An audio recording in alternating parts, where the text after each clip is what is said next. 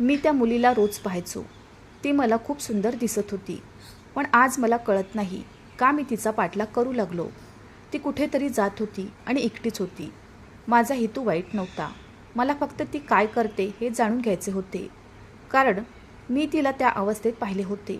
त्यानंतर माझ्या जागी कोणीही नक्कीच तिच्या मागे गेले असते. तिने स्वतःला मोठ्या चादरीत गुंडाळले होते. ती खूप सावधपणे फिरत होती. मी तिचा पाठलाग करतोय हे तिला माहीत नव्हते. पण मी पोलीस असल्यामुळे कोणालाही फॉलो करण्यात मी चांगला होतो. काही वेळाने ती एका झोपडपट्टीत शिरली.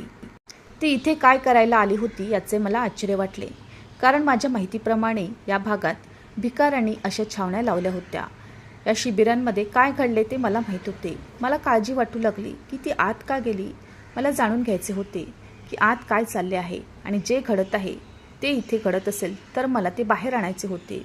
त्या मुलीशी माझे काही नाते नसतानाही माझ्या चुकांवर आघात झाल्यासारखे का वाटत होते तेच कळत नाही. काही वेळाने ती बाहेर आली. तिच्या हातात काहीतरी होतं जे तिने पदराखाली लपून ठेवलं होतं. पण जे काही होतं ते थरथरत होतं. आता मला आणखीनच आश्चर्य वाटले. आधी मी तिच्या मागोमाग त्या छावणीत आलो होतो आणि आता तिच्या मागे मागे जात होतो. ती राहायची ती जागा आमच्या जेलच्या अगदी समोर होती. आज मला स्वतःवर नियंत्रण ठेवता आले नाही आणि मी जाऊन तिला विचारले, तुझ्याकडे काय आहे? तू तुझ्या पदराखाली कोणाला लपवले आहेस? मला समोर पाहून ती पहिल्यांदाच घाबरली आणि तिची चादर काढली. तेव्हा माझ्या तोंडातून एक किंकाळी निघाली आणि मी लगेच तिला हातकडी लावली. कारण मला ती आता फक्त माझ्यासाठी हवी होती. मला माहीत नव्हते त्या मुलीचे नाव काय. ती आमच्या जेलच्या समोर एका छोट्याशा घरात राहायची, ज्या खिडकीतून तिच्या घराचे दृश्य सहज दिसत होते. माझी अनेकदा नाईट ड्युटी असायची आणि जोपर्यंत तिच्या छोट्याशा घरात लाईट चालू होती तोपर्यंत मला आतली दृश्य स्पष्ट दिसत होती. माझे टेबल पडलेली जागा, तिथून तिचं घर स्पष्ट दिसत होतं. ती रस्त्याच्या पलीकडे राहायची आणि आमचा जेल रस्त्याच्या या बाजूला होता. यावेळी मी 28 वर्षाचा होतो, पण माझे अजून लग्न झाले नव्हते. माझे नाव अभिजित राणा होते. खरं तर माझं लग्न करायला कुणीच नव्हतं.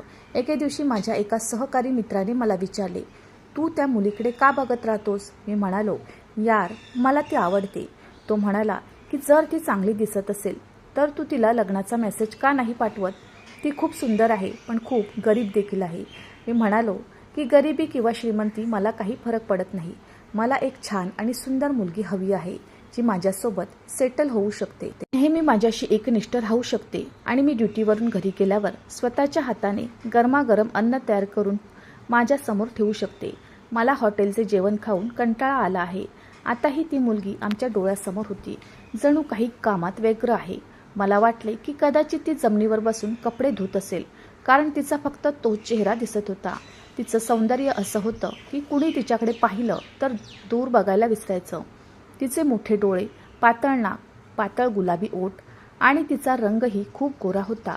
मी म्हणालो, तिला लग्नाचा निरोप द्यायला हरकत नाही, पण मला वाटतं की ती कदाचित एकटी राहत नसेल आणि तिचे वयही खूप लहान आहे. अंदाजे ती 16-17 वर्षाची असेल. माझा मित्र म्हणाला, त्या मुलीबद्दल ही चांगली गोष्ट आहे. तरुण पत्नी खूप चांगली असल्याचे सिद्ध होते. पती जे काही सांगेल ते ती स्वीकारते. तिला सांसारिक गोष्टीची फारशी समज नसते, त्यामुळे ती आपल्या पतीला अजिबात त्रास देत नाही आणि तिचे आयुष्य चांगले चालते.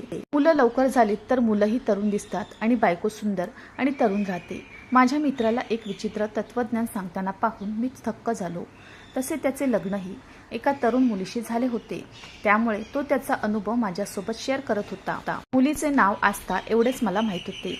मला जाणून घ्यायचे होते की ती कोणासोबत राहते. ती एकटी राहिली असती तर गोष्टी जरा अस्ताव्यस्त झाल्या असत्या, पण तिच्यासोबत वडील, भाऊ किंवा आई असते तर मी त्यांच्याशी तिच्या नात्याबद्दल बोलू शकलो असतो. रस्त्यावर राहणारी ही गरीब मुलगी मला आवडली होती हे खूप विचित्र होतं, पण ती खूप सुंदर होती. तिला कोणीही पसंत करू शकले असते आणि मग माझे नाते कुठेही ठरवणारे नातेवाईकही नव्हते. मला अशा मुलीशी लग्न करायचे होते जिला आधार मिळू शकेल आणि माझे घरही बसू शकेल.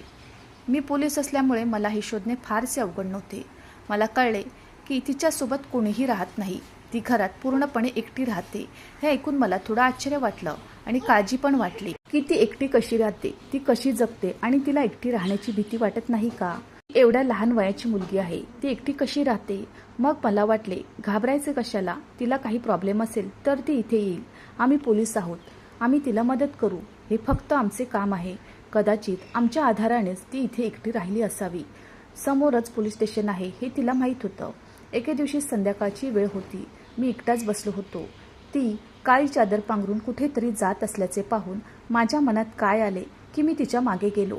मला वाटले की दुसरे काही नाही तर मी फक्त तिच्याशी बोलेन. मलाही तिच्याशी एकांतात बोलावं असं वाटत होतं. शेवटी तिच्या हृदयात काय आहे. ती चालत राहिली आणि इकडे तिकडे पाहत होती. चोरासारखे तिने स्वतःला मोठ्या चादरने गुंडाळले होते.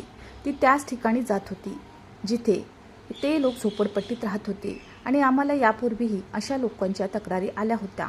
परिसरातील लोक म्हणाले होते, हे लोक इथे चुकीचे काम करत आहे, त्यामुळे तुम्ही या लोकांना इथून हटवा. आणि आम्ही त्यांना नोटीस देखील पाठवली होती. तेव्हा त्यांनी पाऊस पडण्यापूर्वी आम्ही येथून निघू असे सांगितले होते. फक्त 1 आठवडा वेळ द्या. ते लोक तिथे चुकीचे काम करत होते, कारण अशा लोकांकडे गमावण्यासारखे काही नाही. ना आदर ना अपमान, काही नाही. पण ती त्यांच्याकडे का जात होती? ती झोपडपट्टीत शिरली तेव्हा माझे हृदय धस्स झाले. तिने इतक्या घाणेरड्या ठिकाणी जावे असे मला वाटत नव्हते. तिचाही या लोकांशी संबंध होता का? जसा वेळ जात होता तसतसे माझ्या हृदयाचे ठोके वाढत होते. 1.5 ते 2 तासांनी ती बाहेर आली आणि तिच्या छातीजवळ काहीतरी दाबून ठेवलं होतं. ते एका चादरीत लपवले होते. पण ती गोष्ट जी काही होती ती थरथरत होती. आता ती परत तिच्या घराकडे निघाली होती. तिची अवस्था खूप वाईट वाटत होती. जणू तिला एक पाऊलही टाकणे अवघड आहे. ती तिची सर्व शक्ती वापरून चालत होती, पण खूप आजारी दिसत होती. आणि मी पण तिच्या मागे जात होतो. मला तिच्या घरात शिरून तिला विचारावंसं वाटलं की ती इथे काय घ्यायला गेली होती. पण तिला विचारायचा कुठला अधिकार? काही वेळाने तिच्या घरातून विचित्र आवाज येऊ लागले. ती कोणाशी तरी बोलत होती. मला आश्चर्य वाटले की ती कोणत्या कथांबद्दल बोलत होती, कारण ती एकटीच राहत होती. मी फक्त तिच्याकडे जाण्याचा विचार करत होतो की मला फोन आला. ही माझी कर्तव्याची वेळ होती आणि मला जाणे आवश्यक होते. म्हणून मी हे प्रकरण इथेच अपूर्ण टाकून निघालो. सकाळी आस्ताला पाहिलं तर पायाखालची जमीनच निघून गेली होती. तिच्या हातात एक मूल होतं. पूर्वी ती नेहमी स्वतःला काळ्या चादरीत गुंडाळून ठेवायची, त्यामुळे ती गरोदर आहे आणि हे मूल नवजात आहे हे मला आधी माहीत नव्हते. आणि याचा अर्थ ते तिचेच मूल आहे की तिने कुठून तरी उचलले आहे. शोधण्यासाठी मी झोपडपट्टीच्या दिशेने निघालो. ती रात्री इथे काय करायला आली होती? थोडी चौकशी केल्यावर कळले की इथे एक स्त्री राहते जी महिलांना बाळंतपणात मदत करते आणि हे काम अगदी नाममात्र रकमेत करते. ती म्हणाली की हो, रात्री एक मुलगी आली होती. ती साधारण 16-17 वर्षाची होती. तिची तब्येत खूपच खराब होती. मी तिला मदत केली. त्या बदल्यात तिने मला काही पैसे दिले. मी म्हणालो की हे सर्व करण्याचा अधिकार तुम्हाला आहे. मग ती म्हणाली की अधिकार मिळणे हा तुमचा अधिकार आहे. साहेब, आम्ही फॅमिली मिडवाईफ आहोत.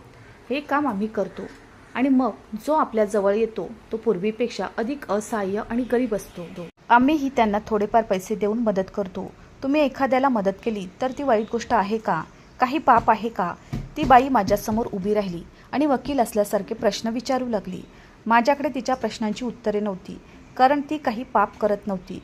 मी परत आलो, पण मला कळलं की ते मूल आस्ताचं होतं. पण मला आश्चर्य वाटले. ती एकटीच राहत होती आणि इतकी लहान होती. मग इतक्या लहान वयात ती आई कशी झाली? जणू माझ्या मनातला कोलाहल मला समजला होता. सर्व इच्छा पूर्ण झाल्या. मला तिला माझी बायको बनवायची होती. तिला जेलर साहेबांची बायको म्हणता येईल असा आदर मला द्यायचा होता. पण हे काय? तिने एकटे राहताना एका मुलाला जन्म दिला, म्हणजेच ते तिचे अनैसर्गिक अपत्य होते. आता ती सकाळी सर्व मुलांना घेऊन कुठेतरी जायची. मी तिच्या मागे गेलो तेव्हा कळलं की ती फळ बाजारात जाते आणि तिथे बसून ती फळे ठेवण्याचे काम आणि टोपलीतून बाहेर काढण्याचे काम करते. या कामासाठी तिला खूप कमी पैसे मिळतात आणि काही फळे खायला मिळतात, पण यातच ती तिची उदरनिर्वाह करते. हे सर्व माझ्यासाठी विचित्र होते. तिचे सर्व मुलांवर प्रेम होते. छातीशी धरून ती मुलांसोबत खेळत होती. मुलांच्या चेहऱ्याकडे पाहून तो मुलगा असल्याचे स्पष्ट झाले. एक दिवस माझ्या मित्राने मला विचारले, मग तू त्या मुलीबद्दल काय विचार करत होतास? तू कधी नाते पाठवत आहेस? मी म्हणालो, सोड मित्रा, दुसऱ्या विषयावर बोल. तो म्हणाला, का? मी बोललो, मला फक्त या विषयावर बोलायचे नाही. वेळ जाऊ लागला. आमचे काम असे होते की दिवस ना रात्र हे कळत नव्हते. पण मी एक गोष्ट लक्षात घेतली होती की आस्ताने काही दिवसापासून पांढरी चादर घालणे बंद केले होते, पण आता तिने पुन्हा काळी चादर घालायला सुरुवात केली होती. एके दिवशी आम्ही जेवण ऑर्डर केले आणि काही अन्न शिल्लक होते. माझा मित्र अन्न बाजूला टाकू लागला. मी म्हणालो, काय करतोयस? तो म्हणाला, मित्रा, आता हे अन्न कोण खाणार? हवामान देखील गरम आहे. ते थोड्याच वेळात खराब होईल. माझ्या मनात एक गोष्ट आली. मी म्हणालो, मला खायला द्या. मी जेवण एका पिशवीत टाकले. तो म्हणाला, कुठे चालला आहेस? मी म्हणालो, नंतर सांगेन. मी ते जेवण आस्थाच्या घराकडे नेले. बरं, तिला घरी बोलावणं योग्य नव्हतं. ती फक्त एक छोटी खोली होती. आत तिने एक छोटेसे स्वयंपाकघर बनवले होते. एका बाजूला काही भांडी पडल्याचे दुरूनच दिसत होते. मी मुख्य दरवाजा ठोठावला. दरवाजासमोर एक फाटलेला पडदा होता. ती म्हणाली, कोण? तिचे आवाज ऐकून माझे हृदय आवाज करू लागले. मला एक विचित्र अनुभूती आली. कदाचित आयुष्यभर हा आवाज ऐकायचा माझा हेतू होता. मी म्हणालो, तुमच्यासाठी जेवण आणले आहे. मी बोलत असतानाच मुलाच्या रडण्याचा आवाज येऊ लागला. तिने पडद्यामागून हात पुढे केला आणि अन्न पकडण्याचा प्रयत्न केला. मी तिच्या हाताकडे पाहिले. तिचे अतिशय सुंदर दुधाळ पांढरे रंगाचे हात होते. ती एक सडपातळ आणि सुंदर मुलगी होती. अशी मुलगी जी प्रत्येक पुरुषाच्या स्वप्नात येते आणि जिला प्रत्येक पुरुष आपली पत्नी बनवण्यास तयार असतो.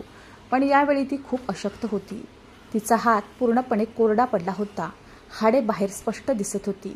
मी जेवण तिच्या हातात दिले. ती म्हणाली, धन्यवाद. तिथून परत येत असताना पुन्हा मुलाच्या रडण्याचा आवाज आला आणि आस्थाचा आवाजही आला. त्याची तब्येत बरी नसल्याचे दिसत होते. उघड गोष्ट आहे. ती म्हणाली की हे निश्चित केले पाहिजे. तिने स्वतःची काळजी घेतली नाही. नेहमी मुलांसोबत बिझी होती. मी तिला येताना पाहिलं. माझी तिच्यावर नेहमीच एक नजर असायची. एके दिवशी एक माणूस आमच्याकडे आला. तो म्हणाला, रस्त्याच्या पलीकडची ही जागा माझी आहे. मला त्याच्यावर प्लाझा बांधायचा आहे. पण काही गरीब लोक इथे राहतात आणि त्यांनी घरे बांधली आहेत.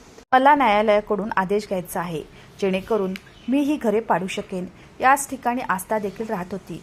मी म्हणालो, मी तुझे काम करू शकत नाही. तो म्हणाला, बघा सर, मी लांबून आलोय. आता गेलो तर पुढच्या महिन्यातच येऊ शकतो. मी म्हटलं, ते घर पाडलं तर ते लोक कुठे राहतील? मी तुझ्यासाठी हे काम करू शकत नाही.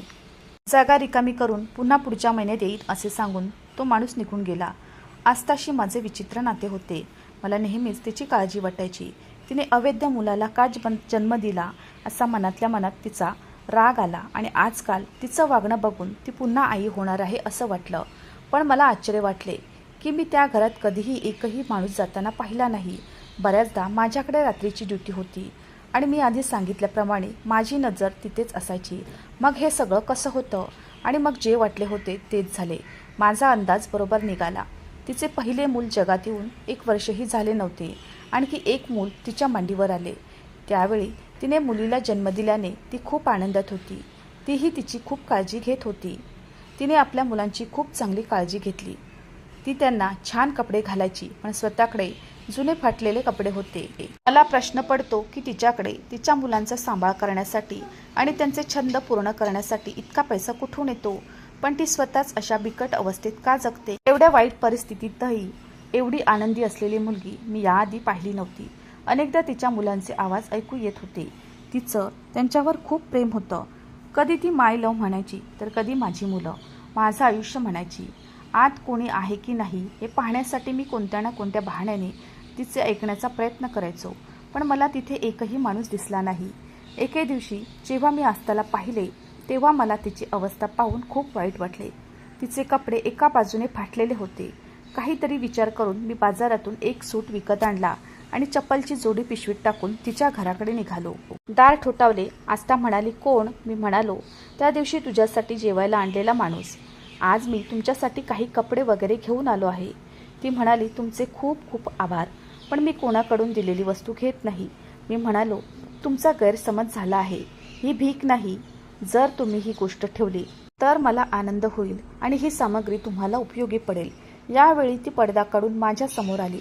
कदाचित मला कोण मदत करत आहे हे तिला पाहायचे होते. पण जेव्हा मी तिला पाहिलं तेव्हा माझे हृदय खूप दुखले, कारण ती खूप आजारी होती. मी मोठी बॅग तिच्या दिशेने वाढवली.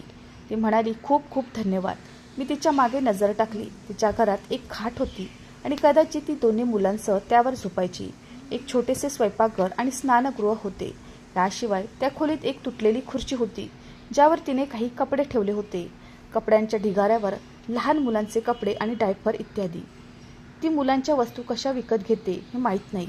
दोन्ही मुलांचा खर्च ती कशी भागवत होती? मुलांसाठी असलेल्या दुधाच्या पाकिटासाठी पैसे कुठून आणले? कदाचित तिने जे काही कमावले ते मुलांच्या वस्तू विकत घेण्यासाठी वापरले असतील. ती म्हणाली, तुमचे नाव काय? मी म्हणालो, माझे नाव अभिजित आहे. मी समोरच्या पोलीस स्टेशनमध्ये काम करतो. तुम्हाला काही समस्या असल्यास तुम्ही मला सांगू शकता. मला तुमची मदत करण्यात आनंद होईल. ती म्हणाली, तुला माझी मदत का करायची आहे? मला अविवाहित मुलगी समजून माझा फायदा घ्यायचा आहे? मी म्हणालो, असे काही नाही. मी तशी व्यक्ती नाही. मी तुम्हाला मदत करायला आलो आहे. आता ती जे बोलली ते बोलल्यावर ती थोडीशी लाजली. ती म्हणाली, मला माफ करा. खरं तर मी एकटीच राहते, त्यामुळे अशा गोष्टींचा विचार करत राहते. मी म्हणालो, तुम्हाला घाबरायची काही गरज नाही. जर तुम्हाला काही अडचण असेल तर कृपया मला कळवा. मी तुम्हाला मदत करण्यास तयार आहे. ती म्हणाली, मला कोणीही मदत करू शकत नाही. असे बोलून ती परत आत गेली आणि मला इथे उभे राहणे योग्य वाटले नाही. आता मी आत जाऊन तिला हे विचारू शकत नव्हतो की मला संपूर्ण गोष्ट सांग. मला संपूर्ण गोष्ट सांग. तुला काय अडचण आहे? तुला कोणी मदत का करू शकत नाही? फक्त स्वतःला गप्प केले आणि परत आलो. असे दिवस गेले आणि तिची प्रकृती पुन्हा बिघडू लागली. माझ्या लक्षात आले होते की ती आई होणार होती. ती स्वतःला काळी चादर घालून स्वतःला चांगले गुंडाळते. कदाचित ती आई होणार आहे हे लोकांना कळू नये म्हणून तिने स्वतःला लपवून ठेवले असावे. यावेळीही तिने पुन्हा काळ्या चादरीने स्वतःला झाकून घेतले होते आणि मला आश्चर्य वाटले, कारण जर हे तिचे तिसरे अपत्य असेल तर ही मुले कुठून आली हे मला अजून कळू शकले नाही. ती चारित्र्यहीन मुलगी होती का? ती इथे काहीतरी चुकीचे काम करत असे, पण मला तिची काहीच खबर मिळाली नाही. आणि दुसऱ्या दिवशी मी जे पाहिले ते पाहून माझा आत्मा हादरला. तिच्या घराबाहेर एक भली मोठी गाडी उभी होती. मला काळजी वाटू लागली, कारण मोठमोठ्या वाहनांमध्ये कसली माणसं असतात हे आम्हा पोलिसांना नाही कळणार तर कुणाला कळणार? नक्कीच काहीतरी गडबड असेल. मग वाटलं की ती गाडी तिथे तशीच उभी असेल. याचा अर्थ त्या गाडीच्या ड्रायव्हरचा आस्ताशी काही संबंध असू शकतो. माझ्या मागे कोणी नव्हते, त्यामुळे मी नाईटची ड्युटी सहज करू शकलो. एवढ्या दिवसातही मी नाईट ड्युटीवर होतो. तेव्हा एके दिवशी तिच्या घरातून किंचाळण्याचा आवाज आला. मी पूर्णपणे काळजीत पडलो. मला लगेच जाऊन तिला मदत करायची होती आणि ते माझे कर्तव्य होते, कारण ती वाईटरित्या किंचाळत होती. पण तरीही मला थोडी काळजी वाटत होती की काय होईल. तरीही मी हळूहळू तिच्या घराकडे जाऊ लागलो. तिच्या ओरडण्याचे आवाज अजूनही ऐकू येत होते. दारापाशी पोहोचताच कदाचित तिला बाहेर कोणीतरी आहे असे वाटले असावे. ती म्हणाली, कोण आहे? मला हे नको होतं. तिला माझ्याबद्दल काहीतरी वेगळंच वाटलं की कदाचित मी बाहेर उभा राहून तिचं सर्व काही ऐकत होतो आणि शो पाहत होतो. म्हणून मी पटकन आत शिरलो. मी म्हणालो, हो मीच आहे. समोरचे दृश्य पाहून मला आश्चर्य वाटले. तिला खूप वेदना होत होत्या. तिची दोन्ही मुलंही रडत होती. ती पुन्हा मुलाला जन्म देणार असल्याचे स्पष्ट झाले. हे पाहून मला थोडे आश्चर्य वाटले. त्याच काळ्या चादरीत तिने स्वतःला गुंडाळले होते. मी म्हणालो, काय झालं आहे? ती म्हणाली, मला खूप त्रास होतोय. मला डॉक्टरकडे घेऊन जा. मी म्हणालो, ठीक आहे. मी माझी गाडी काढली. मी घाबरलेल्या अवस्थेत होतो आणि या घाबरलेल्या अवस्थेत मी तिला जवळच्या रुग्णालयात नेले. हे रुग्णालय खाजगी होते. इथले लोक मला चांगले ओळखत होते. डॉक्टरांना समजले कदाचित मी विवाहित आहे आणि आस्था माझी पत्नी आहे. मी दोन्ही मुलांना एका नर्सकडे सोपवले. मुलांची प्रकृतीही बरी नसल्याचे त्यांनी सांगितले. तिने मुलांना दूध वगैरे पाजले आणि आस्थाची काळजी घ्यायला सुरुवात केली. काही वेळाने डॉक्टरांनी मला खोलीत बोलावले. तो म्हणाला, ही तुझी कोण आहे? मी डॉक्टरांना स्पष्टपणे सांगितले की मला असे काही वाटत नाही, पण मी तिला मदत करत आहे. तेव्हा डॉक्टर म्हणाले, तुम्ही खूप चांगले केले आहे, कारण तिची प्रकृती खूप वाईट आहे. ती तरुण आहे. वर हे तिचं तिसरं अपत्य होतं. डॉक्टरांचे होते ऐकून मला धक्काच बसला. मला आश्चर्य वाटले. डॉक्टर म्हणाले की होय, आम्ही त्या मुलाला वाचवू शकलो नाही. अशक्तपणामुळे तिच्या बाळाचा गर्भातच मृत्यू झाला. आम्ही ते स्वच्छ करून बाहेर फेकले आहे. अखेर त्या मुलांचा बाप कोण? त्याला फोन करा आणि समजावून सांगा की एवढ्या लवकर मुलांना जन्म का देता? किमान आपल्या पत्नीची काळजी घ्या. मी म्हणालो की मला तिच्या नवऱ्याबद्दल काहीच माहिती नाही. फक्त तिच्या तब्येतीची काळजी घ्या आणि तुम्हाला काही हवे असेल तर मला सांगा, मी घेऊन येईन. डॉक्टरसुद्धा थोडे आश्चर्यचकित झाले. त्यांना समजले होते की प्रकरण काहीतरी वेगळे आहे असे वाटते, पण मी पोलीस असल्यामुळे ते मला काही बोलू शकले नाही. त्यांनी मला एक यादी लिहून दिली आणि मुलांचे काही सामानही होते. तिची तब्येत बरी होईपर्यंत इथेच ठेवायला सांगितलं होतं. मी घरी आलो, पण सकाळी हॉस्पिटलमध्ये गेल्यावर हॉस्पिटलच्या लोकांनी मला एक विचित्र बातमी सांगितली. तो म्हणाला, अवघ्या 2 तासांनी ती आपल्या मुलासह येथून निघून गेली. आम्ही तिला थांबवत राहिलो. तिनेही तुझ्याबद्दल सांगितले की तू जायला नकार दिला होतास, पण ती मान्य झाली नाही आणि तिथून पळून गेली. जणू इथून निघालो नाही तर काय संकट येईल कुणास ठाऊक असे तिला वाटले.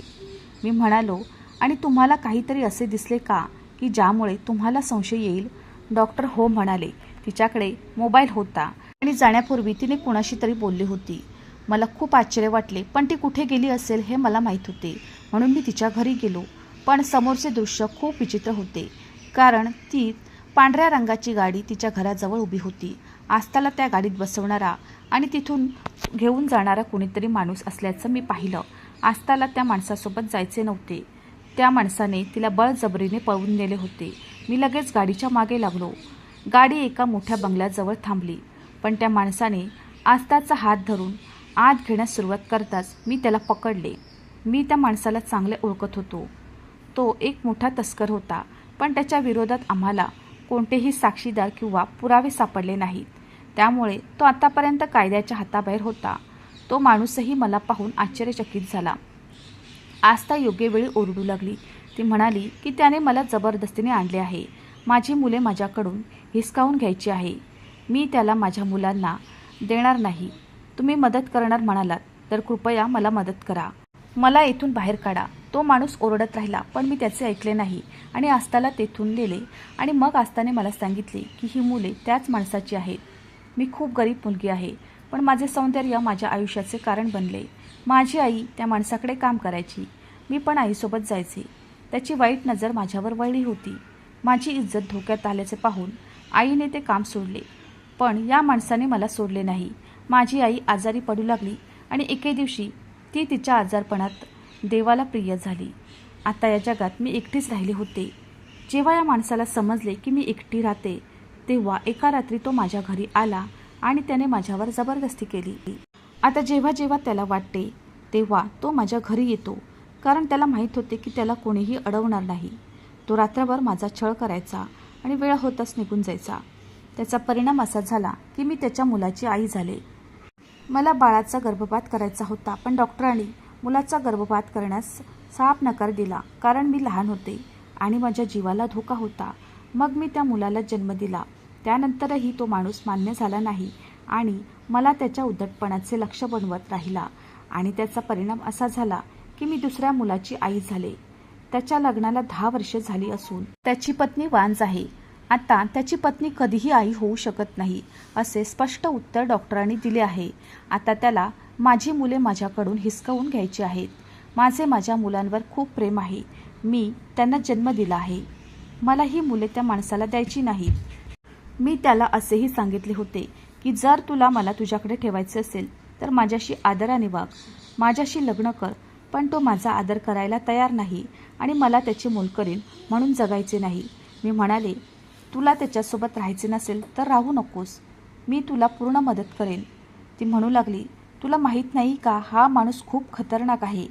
तुम्ही मला कुठेही ठेवाल, कोणत्याही संदर्भात तो तिथे पोहोचेल. मी आधीच लपून बसले होते, पण तो माझ्या मागे लागला होता. मी म्हणालो, काळजी करू नकोस, माझ्यावर विश्वास ठेव. आस्थाला माझ्याकडे ठेवण्यासाठी जागा नव्हती. मी तिला माझ्या घरी नेले असते तर पकडलो गेलो असतो, कारण त्याने आधी माझ्या घराची झडती घेतली असती. मी आस्थाला त्याच तुरुंगात डांबले, कारण मी आस्थाला वाचून तिला तुरुंगात टाकेन याची तो कल्पनाही करू शकत नाही. हाच तो विचार करत असावा. एकतर मी तिला माझ्या घरी घेऊन जाईन किंवा इतरत्र. तो बराच वेळ तिचा शोध घेत होता आणि आस्था आपल्या मुलांसह तुरुंगात राहत होती. पण ती तिथे कायमची राहू शकत नव्हती.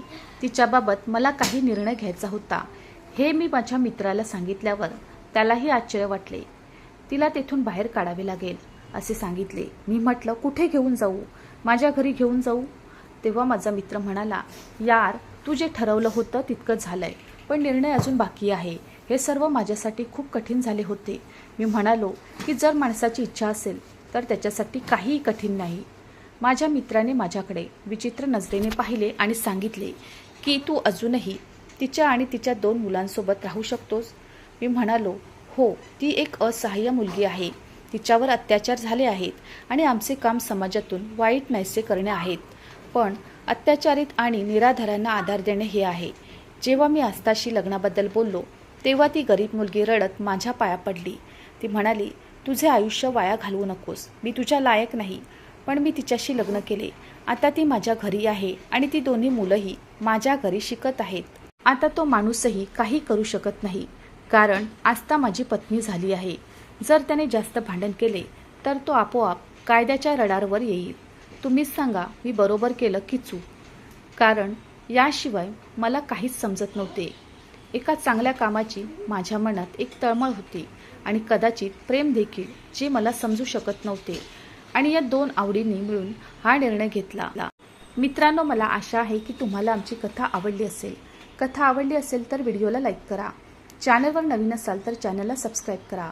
आणि हो, नोटिफिकेशन बटन दाबा, जेणेकरून तुम्हाला पुढील अपडेट्स सर्वात आधी मिळतील. तुमचा मौल्यवान वेळ कथा ऐकण्यासाठी दिल्याबद्दल धन्यवाद. पुन्हा भेटू अशाच एका नवीन कथेसोबत.